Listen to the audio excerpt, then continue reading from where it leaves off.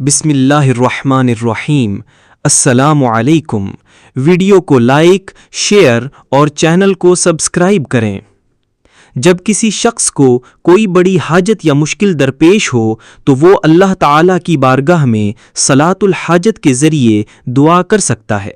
اس کا طریقہ یہ ہے کہ باوضو حالت میں 2 رکعت نفل نماز نیت کرے۔ ہر رکعت میں سورۃ الفاتحہ کے بعد کوئی بھی سورت پڑھے۔ بہتر ہے کہ پہلی رکعت میں سورۃ الکافرون اور دوسری رکعت میں سورۃ الاخلاص پڑھی جائے۔ نماز مکمل کرنے کے بعد عاجزی و انکساری کے ساتھ اللہ تعالیٰ کے حضور اپنی حاجت پیش کرے۔